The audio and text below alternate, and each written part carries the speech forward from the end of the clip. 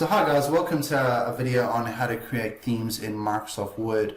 The concept of themes is very simple. The basic idea is with themes you can customize your font colors, you can customize your default theme colors, so that would be your full effects and things like that, also for charts and graphs, and you can even customize the default effects for shapes. So when you guys are ready, we'll show you how to get started. So when it comes to building your theme, guys, there's no particular order in which things should be done. In this case, we're going to start off by building the theme fonts first, and then we'll move on to the other areas of building a theme. So starting off, we've navigated over to the Design tab here in Microsoft Word, and we want to just point out that really we have the Styles palette open, and I want you to just briefly note the existing format of those styles.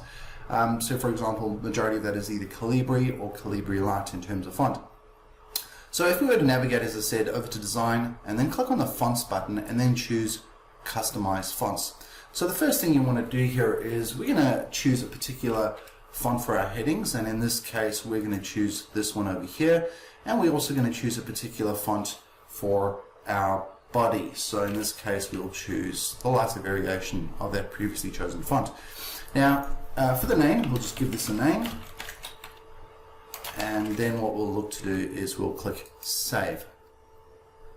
Notice how that's changed the styles over on the Styles pane, and also it's changed the formatting of the existing text within the document. Reason being, this had already had a heading 1 applied, this already had heading 2 applied, and this had heading 3. This text over here, you'll notice, is normal, and just pointing out briefly that the font has become Open Sans. Right, so when you guys are ready, we'll look to move on to the next step. So now what we're going to look to do is we're going to look to customize the colors, which is a very important part of branding. Just to point out that on the Home tab again, that on the drop arrow for your font colors, and also on the drop arrow as an example for your fill colors, what we'll basically be determining when we design the theme colors is we'll be customizing not only the theme colors for fill effects and for font colors, but also for your charts and your graphs and shapes and the like. So we'll start off again by going to the Design tab, and on the Design tab we'll hit the drop arrow on colors. We'll then navigate down to Custom Colors. Right, so the first 4 options you've got here, text background dark 1, light 1, text background dark 2, light 2, those are typically used as backgrounds for graphics and also for charts. So what we're going to look to do is we'll start off with our first text background dark 1, and what we're going to do is just navigating down to More Colors and choosing black over here, which incidentally creates the custom RGB code 3000.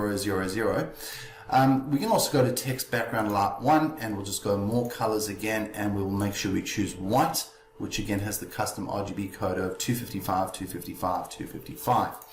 Now, what we're going to do for the text background dark 2 option is just hitting this drop arrow, navigating to More Colors. We're going to set something custom over here. We're going to go 0, 154, and let's say 200.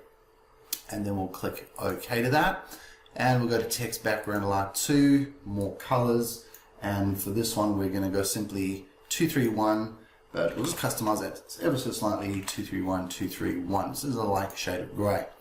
Now, the accent colors are the colors that are actually going to affect the series in your charts.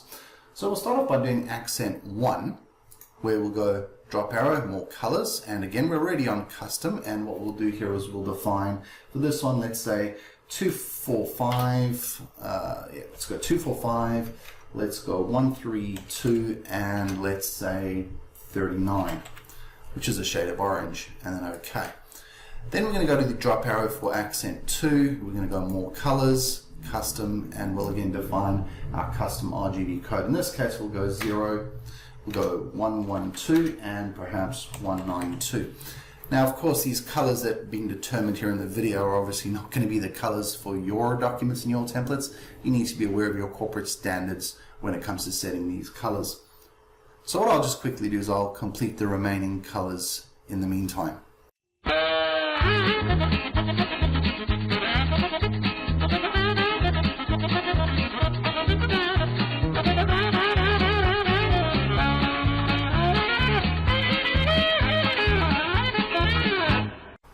So now that you define all your custom color themes, your custom theme colors, what you want to do is you want to give them a name.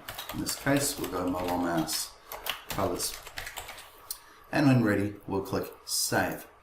Now the first thing you'll notice, of course, is how this has drastically affected the various shapes that are already within the document and also the formatting of our chart series. Also, you might notice that it's also affected the default formatting colors for our headings. Now, of course, if you didn't want those colors for your heading fonts, what you would simply do is you could actually look to customize each of those heading styles directly. Right then, so just to point out, other things that you could apply to your theme is basically, for example, your default paragraph spacing, where you could define default left and right indents, alignments, paragraph spacings, before and after, font size, and font color. But we'll leave that up to styles. You could also define the default effects that are applied to shapes. Now, just to point out that if you were to navigate to the Home tab and hit the drop arrow for your font colors, notice how those would now be set up and ready to go. Also, the drop arrows for your fill effects would also be set up ready to go. And the same would apply to default colors for shapes and the like. Now, if you wanted to, on the Design tab, you could also look to set this as a default for future documents. Now, what the last step here really to do is to take all this work that you've done so far and to save this theme with a name. So simply navigating over to the Themes drop-down on the Design tab, hitting the Save Current Theme option, we'd want to give this theme a name. Now, once you've named your theme, you'll notice that in future documents, your theme should now be available from the Themes drop-down, and simply applying that, you'll notice how it affects your styles, your colors, and your fonts. So guys, hope that made sense. Hope you got something out of the video. Thanks for taking time to watch this video, and look forward to hearing from you guys in the future, and it'd be great if you could subscribe to our YouTube channel. Thanks for your time. Cheers.